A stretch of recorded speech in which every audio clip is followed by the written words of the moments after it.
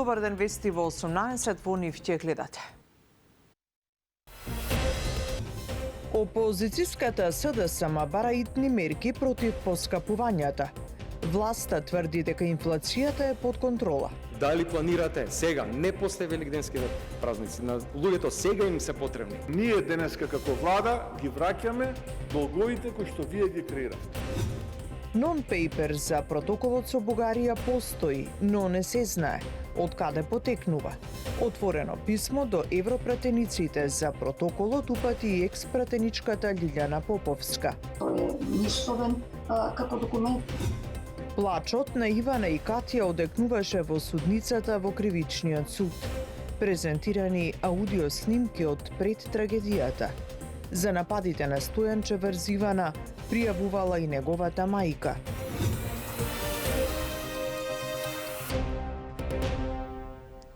А колку ќе се намали цената на нафтата кај нас по примирието на Блискиот Исток? Според премиерот Мицкоски, рано е да се проектира. Цените ќе се знаат по одлуката на регулатор на идната недела. Дали ќе има нови мерки, владата допрва ќе одлучува, но најавуваат дека тие нема да се носат избрзано. Опозицијската СДСМ пак со обвинување дека владата ги оставила граѓаните да преживуваат за великденските празници.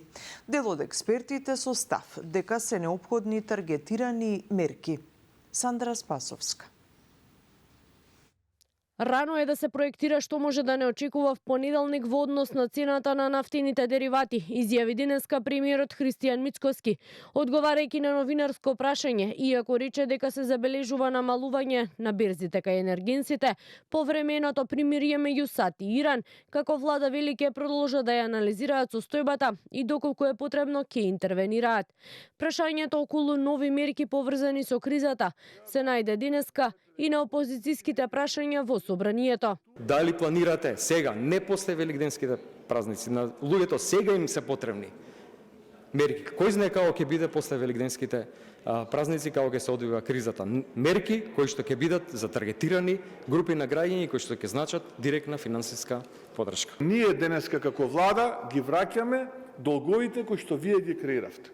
Токму онаа мерка која што ја направи владата, намалување на ДДВ-то од 18 на 10%, а и сега можноста да регулаторната комисија ги намали акцизите и на дизел и на безоловните горива, допринесе да имаме на месечно ниво едно од најниските ставки на инфлација. Доколку се носат мерки во периодот кој следи, според економските експерти во земјава, тие треба да бидат таргетирани, бидејќи на тој начин и товарот врз буџетот би бил помал. Според универзитетскиот професор Борче Треновски, ранливите категории граѓани особено ги чувствуваат последиците од било каква економска криза. И од тука, за да не зборуваме за задоцнети мерки, државата според него континуирано треба да гради систем со кој ќе им дава економска поддршка во вакви времиња.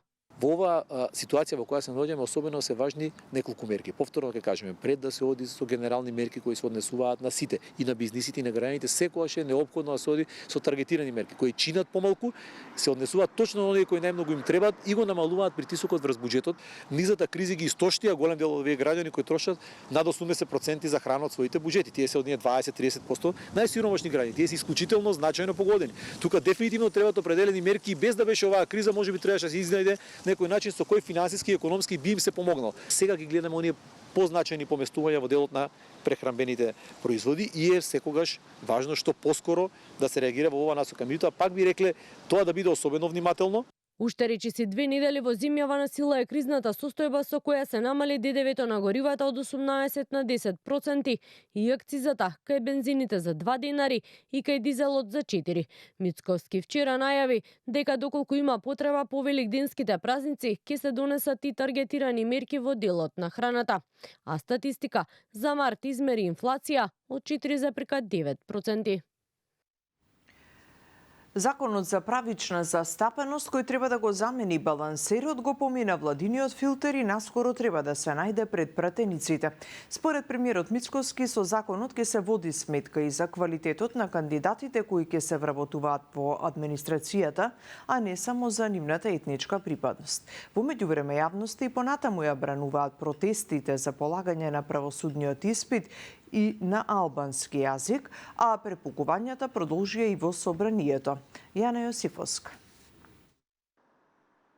Законот за правична застапеност ги помина сите филтри во владата и го доби позитивното мислење од страна на Венецијанската комисија. Сега наред е собранието. Со него ќе се обезбеди правична застапеност, но истовремено ќе се води сметка за квалитетот, нешто што досега не беше ставено во периметарот, изјави премиерот Мицкоски.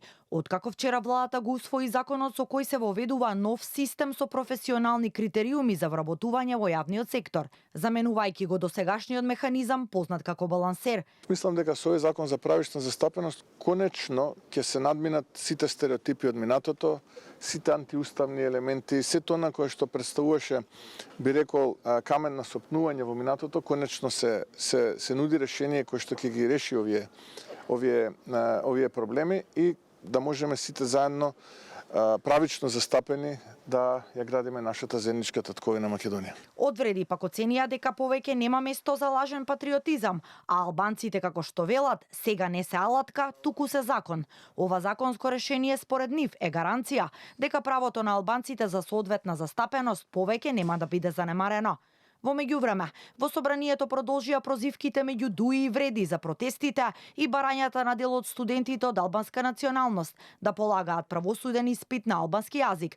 Заменик премиер, зошто не бевте во протестот на студентите, зошто не бевте присутни да ги слушните директно нивната загриженост, имајќи предвид, значи да имате предвид осетливоста на прашањето и заштитата на албанскиот јазик, тоа е кауза, света кауза. Ниту еден ваш министер не памтам дека примил некоја странка каде што имале некој вознемирување пред некоја институција. Јас сум бил тој што сум протестирал кон неправдите кои што вие сте ги направиле. Студентите албанци ќе полагаат правосуден испит на албански јазик. По премиерот Мицкоски и подпредседателот на ДУИ Бујар Османи соопшти дека се обратил до представниците на меѓународната заедница во врска со протестите на студентите од албанска националност. За разлика од премиерот кој препозна политичка позадина на протестите и обид за дестабилизација од опозицијата, Османи во писмото до меѓународниот фактор, како што објави на Facebook, посочил дека владата погрешно ја представувала природата на студентските протести, етикетирајќи ги како партиски, а ваквите обиди за заблуда според него не ја одразуваат вистинската грижа на студентите и спроведувањето на нивните права. Поранишниот председател на државата Степан Пендаровски е скептичен дека во блиска иднина ќе има промени во политиките за проширување на Европската Унија. Во своето обраќање на дебатата навигација на европскиот пат, можности и предизвици, Пендаровски порача дека проширувањето на Унијата повеќе не е процес базиран на критериуми, туку е геополитички.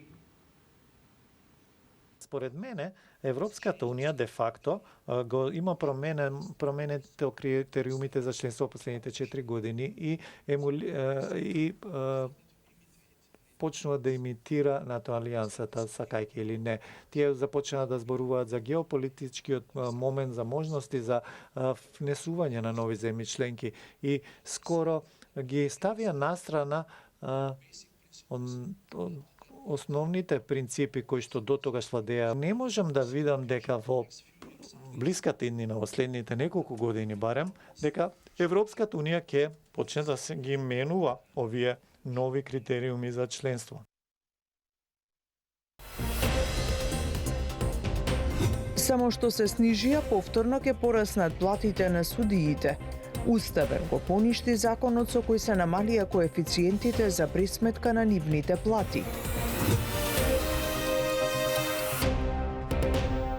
Со изведување материјални докази во Кривичниот суд продолжи судењето против Стојанчо Јовановски, обвинет за наведување на самоубиство во случајот со трагичната смрт на Ивана и Катја. Од аудиоснимките презентирани во судот се слуша како обвинетиот освен Ивана го пријавувале и соседи и неговата мајка. Лично тој викнал брза помош веднаш откако мајката и ќерката скокнале од балконот.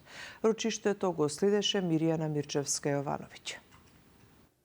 3 часа пред да скокне од 6-тиот кат Ивана Јовановска со 6-годишната Катја, на снимки во близина на гимназијата Нова се гледа како Стојанче неколку пати ја тепа Ивана и се расправаат. Со нив бил и Мартин Саздов, каде на снимките што ги покажа како доказ јавното обвинителство се гледа Стојанче ја тепа и се расправа со неа, а потоа со возило се упатуваат кон центарот на градот. Ивана во близина на судот се јавила во полиција и ги замолила да дојдат, бидејќи сака да пријави дека била тепана од Стојанче. На 2-3 дента на самоубиството, 2 часа пред тоа да се случи, Ивана се јавува на 192 и вознемирана и плачејќи, пријавува семејно насилство од сопругот. Објаснува дека е пред судот и дека се јавила и сабајлето, но тогаш не сакала да зборува, но сега сака. Моли полицијата да дојде што поскоро. Еден од доказите беше и видеоснимката од кафе-барот во истата зграда, каде живеела Ивана, како во еден момент паѓаат 2 тела пред самата зграда, а претходно пријавил Стојанче дека жена и дете ќе скокнат од зградата. Додека обвинителката ги објаснуваше снимките, Стојанче ги имаше покриено ушите со дланките. Многу чести биле повиците од Ивана во полиција за нејзино тепање во минатото, заклучување во станот каде не можела да влезе, но и суседи пријавувале дека има семејно насилство. На снимките во полиција како доказ беа јавувањата на мајката на Ивана и мајката на Стојанче, каде се слуша и малата Катја како моли да ја помогнат на незината мајка и дека нејзе ја тепал таткото. Мајката на Стојанче, Цветанка Јовановска, со тешко дишење се јавува во полиција и на операторот му вели дека се случува обид за убиство од нејзиниот син, додека Катја извикува ќе ја убие мама. Јовановска вели дека и детето е удирано. Катја за време на повикот плаче се посилно, повторувајќи ги истите зборови. Стојанче се товари за 3 дела: загрозување на сигурност, нанесување на тешка телесна повреда при семејно насилство и наведување на самоубиство. Наредното судење е закажано за 15 април. Советот на јавни обвинители ја констатираше оставката на Ленче Ристовска. Од денеска престанува незината обвинителска функција, а предметите кои таа ги водеше, меѓу кои Италир 1 и Италир 2, веќе се распределени кај други обвинители. Седницата на Советот на јавни обвинители ја следеше Михајло Видимлиски. Предметите Талир 1 и 2 за незаконското финансирање на ВМРО ДПМН и партијата како правно лице кои ги застапуваше обвинителката Ленче Ристовска се распоредени кај друг обвинител. Државниот обвинител Ненад Савески по завршувањето на седницата на Советот на јавните обвинители не даде изјава за медиумите и покрај новинарските прашања. На заминување рече дека веќе преку соопштение се произнел со став околу оставката на Ристовска. Кажа дека предметите веќе се распоредени кај друг обвинител, но не откри кај кој. Следите какви реакции имаше, сега тоа сте ни битни. Кажав и на тоа останувам дека никогаш предметите нема да ги врзувам и погрешно е, мислам да се врзуваат предметите со конкретни персонални решенија, односно конкретни обвинители. Но во овој случај скокнува затоа што конкретно за таа обвинителка на партијата што е на власт, цело време ја критикува, ја напаѓа, поради тој аспект не е ова секој предмет. За мене е секој предмет ист, без оглед кој е обвинетел постапка. Ристовска поднесе оставка од функцијата јавен обвинител минатата недела, како што наведе таа поради долгогодишните притисоци, обструкции и неодамнешните одлуки на Советот на јавните обвинители и државниот јавен обвинител, со кои се одземаат предмети на кои работи изминатите години. Нејзината оставка беше констатирана на денешната седница на Советот. Расправа по точката немаш, единствено беше прочитано нејзиното барање за престанок на функцијата. Председателот на Советот Башким Бесими не сакаше да ги коментира ниту причините за оставката, ниту последната одлука на Советот да ја отфрли иницијативата на Ристовска со која тврдеше дека била изложена на политички притисоци. Согласно закон ние нема што причини. Тука негова желба, согласно закон има право во секое време, секој обвинител, не таа, да поднесе барање за повлекување, ми само констатирам. Предходно државниот обвинител Савески во соопштението наведе дека одлуката за одземање на овластувањата кои на Ристовска и биле дадени од предходните обвинители не е персонална и насочена кон нејзината работа. Целта наведе дека била од организацијска природа за зголемување на ефикасноста на институцијата. Уставниот суд на седница ги поништи измените на законот за платите на судиите кој беше донесен во февруари годинава, со што на сила ќе бидат претходните повисоки коефициенти за платите на судиите, како што соопштио судот како решавачки аргумент за поништување на измените на законот биле финансиската независност и самостојност на судството, како составен дел од уставно загарантираната независност на судската власт, како и темелните вредности на уставниот поредок, владењето на правото и поделбата на власта. Коефициентите за утврдување на платите на судиите беа намалени 2 пати во 2024 година и повторно во февруари 2026, што според судот укажува дека постои тенденција на намалување на реалниот износ на судиските плати, што создава опасност за загрозување на нивната материјална положба, а со тоа и загрозување на независноста и самостојноста на судството. Собранието ги избра Ана Митреска и Игор Величковски за вице-гувернери во Народна банка. Нивниот избор доцни цели 6 месеци, поради што опозицијската СДСМ обвини дека со тоа што претходните вице-гувернери носеле одлуки и по истекот на нивниот мандат, директно го загрозило работењето на највисоката финансиска институција во државата. Маја Стојановска. Со 67 гласа за и 10 против, собранието ги избра Ана Митреска и Игор Величковски за вице-гувернери во Народната банка. Со денешното гласање, Митреска добива втор мандат на оваа функција. Против гласаа пратениците од СДСМ, а како што образложи пратеничката Сања Лукаревска, тоа не се должело на нивните биографии и стручност, туку поради доцнењето на нивниот избор и пробивањето на законските рокови. Лукаревска го прозва гувернерот Славески, како директно одговорен што изборот на новите вице-гувернери доцни половина година, откако нивниот мандат истече лани на 22 октомври. Согласно законот за Народната банка, крајниот рок за нивен избор е не подоцна од 2 месеци, односно до 22 декември. Според Лукаревска, со ова директно било загрозено работењето на Народната банка, бидејќи вице-гувернерите продолжиле да носат одлуки по истекот на нивниот мандат, но и поради сериозните индиции дека и по истекот на рокот им биле исплаќани плати за функции кои веќе не ги вршат.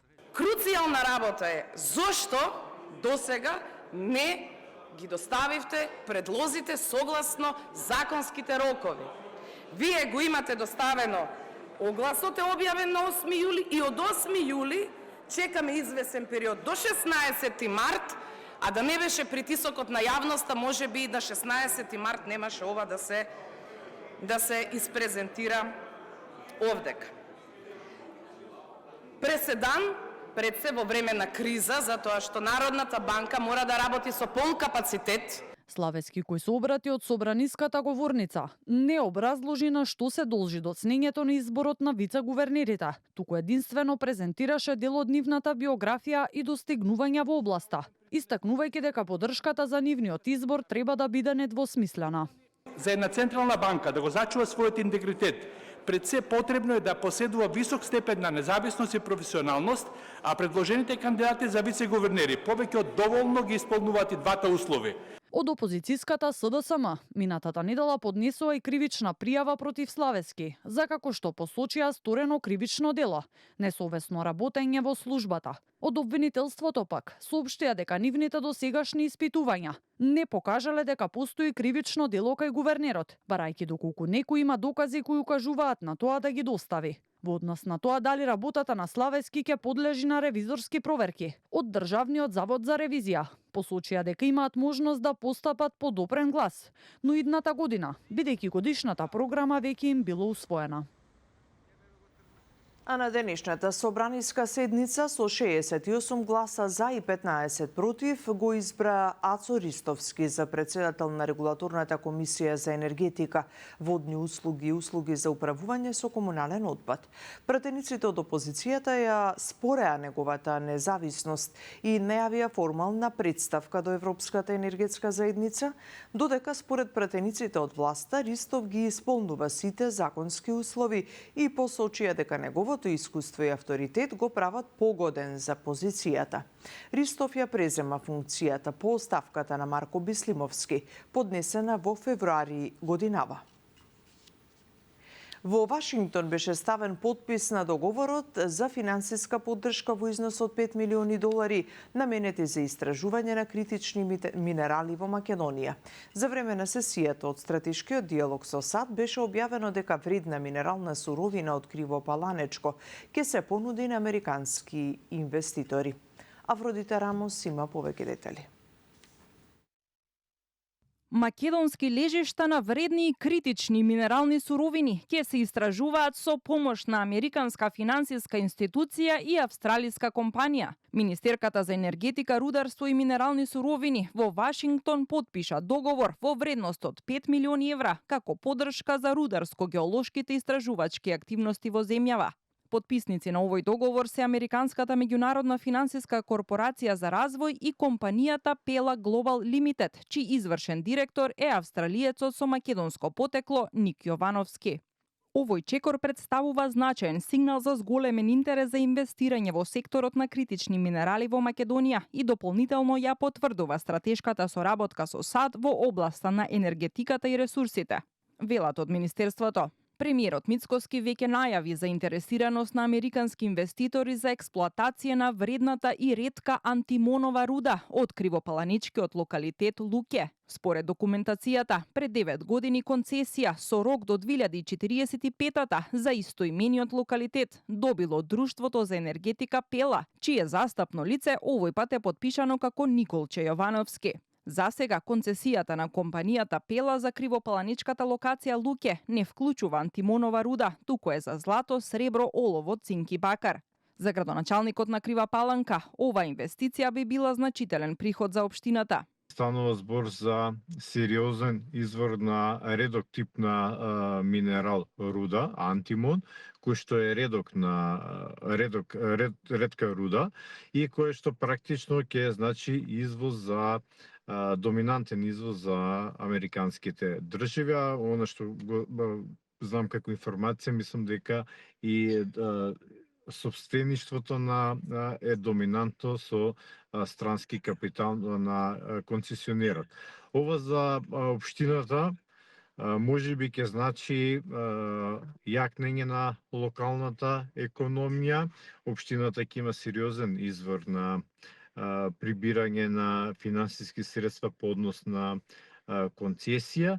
Антимонова руда се експлоатирала од рудникот Крстов дол, кој не е во функција повеќе од 50 години, а претходната експлоатација довела и до загадување на површинските води. Во случај рудникот повторно да се отвори, градоначалникот на општината уверува дека ќе се превземат сите мерки за ризиците по животната средина да бидат минимални. Според најавите на власта, суровата антимонова руда од рудникот Крстов дол ќе се обработува во Оклахома во Соединетите Американски држави.